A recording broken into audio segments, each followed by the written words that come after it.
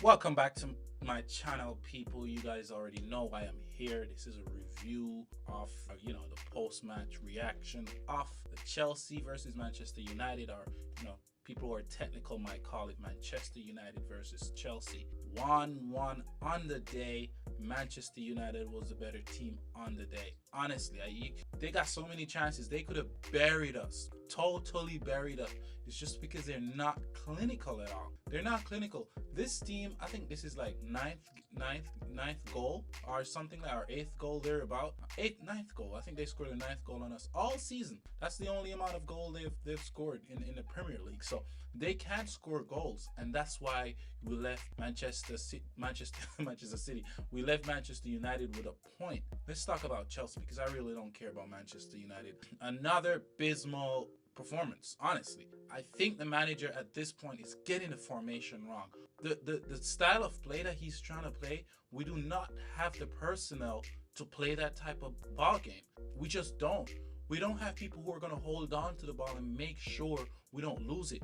Look in the midfield. He tries to pack the midfield, and I think to us, it's working against us because the midfield is too packed. They lose the ball way too easy. There's too much option in the midfield. So they're still trying to thread these little small passes in between the lines. It's not working. We do not have the personnel to control the ball and protect the ball at their feet. As soon as we get it, is either we lose it because we don't control it close enough or something, or it's just simply we pass it to somebody else. The amount of time in this game we've lost the ball in the middle of the field. Caicedo, jeez, man. It happened to Latvia a few times too, but they lose the ball in the middle of the field so much. Reece James passing the ball inwards into the middle of the field, loses the ball so much, right? We have the personnel to play a three in the back, right? If we're gonna play a three in the back, just play the three in the back, please. Why this new style?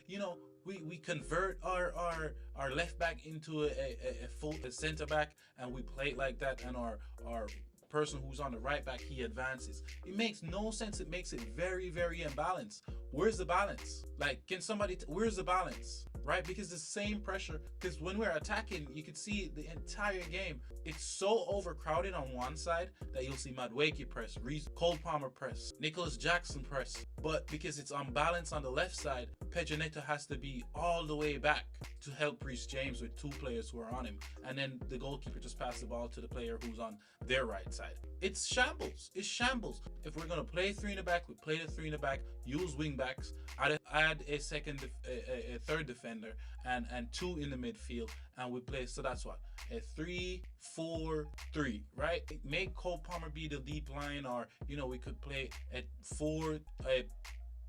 3-4-2-1. Why don't we do that? Because we'll have the width on either side, right? Cole Palmer, or put Nkunku, who plays behind the striker. That's the formation we could use. He just don't want to do it. I don't understand this system that we don't have the personnel, we don't have the maturity or any of that. I think that's what is killing us, because we have players who could beat Manchester United. We do have the side to beat Manchester United. It's just not being used well. That's what I think is really, really going on. Reece James is being played out of position. He switched him to the right, was a little too late. He's not overlapping a lot. That's his game. The two center defenders, we can't do any better. So what are we gonna do? We see what's on the bench. So we need to go in the transfer season, in the transfer window, looking for a proper defender, because those guys that we have, they're not doing it. Fofana, sloppy. Colwell, sloppy. And Gusto did his thing. I'm not gonna lie, but some of his passes are massively miscalculated. Every time he's supposed to give the ball to Madueke so he could run in, massively miscalculated. Don't get me started on the goalkeeper.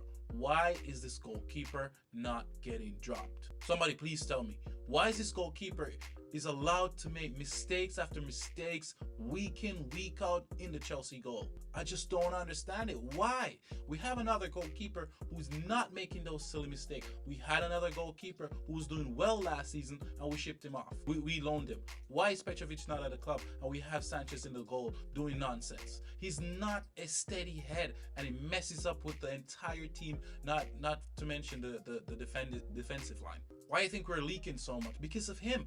Every single game, he's guaranteed to give up a goal for Chelsea. The guy's going away from the goal. Why is he doing that? Why is he diving in and hitting the after the ball like that? Of course they're gonna dive. Of course I would have given that penalty if I was the referee. I would have given that penalty because it's unfair. It's really, really unfair. And then he gets up arguing like, no, you know you didn't touch the ball. Stop making silly mistakes. He needs to be dropped. Put a goalkeeper in who really wants to play because this guy is all over the place. Cole Palmer, he did his thing. He kept dropping deep. You know, he's not on his full game. I don't know what's going on with him. I think it's like once every other game he really shines, right? I think that's what Nicholas Jackson, not a lot from him today. Didn't get a lot of service. Neto, I can't even blame him about the press because of the formation, right? That's the only problem I had with Neto today. The formation totally got him out of the game, right? Mikey, come on, bro. Like, you need to start doing something on this field, man. We can't. He's inconsistent, massively inconsistent. Every single week he's inconsistent. He comes up with an odd goal here and there when the English squad is being picked, just because he wants to go to. That's the only time he scores. Like, massively inconsistent, bro. Like, we need you to step up. Modric came on, he tried his little thing. I saw him, crossing the ball into the box, but most of them were close to the keeper, so Onana just took them, right? That's what's going on. And not a lot of subs, right? We need to reevaluate the formation, because I think that's what is really killing us. All in all, at least we didn't lose, right? We had a chance to go to third. Third would have been a decent spot to be in, especially right now, given what's going on. So many teams dropping points. I think Tottenham is going to make their way up the table. I'm yet to see, but they're coming. They're coming. They're really, really coming, and we can't be caught down there in fifth or sixth, right? We need to be up there and stamp our position up there in the top of the table. Else, who knows what happens come like February, March, April, when it's a struggle fest, when those in the bottom is just playing out of this world because nobody wants to get relegated. These points, we need to be picking up these points massively. But tell me what you guys think, if this game was satisfied to you, because I wasn't satisfied. I still don't think we're there. I still don't understand the hype behind our team. There's so much more work to be done. I guess it's his first season, so give him time, but there's a lot more work to be done. Anyhow, thank you guys for joining me. Like, share, subscribe. Tell me what you guys think down in the comments below, and I'll see you guys soon.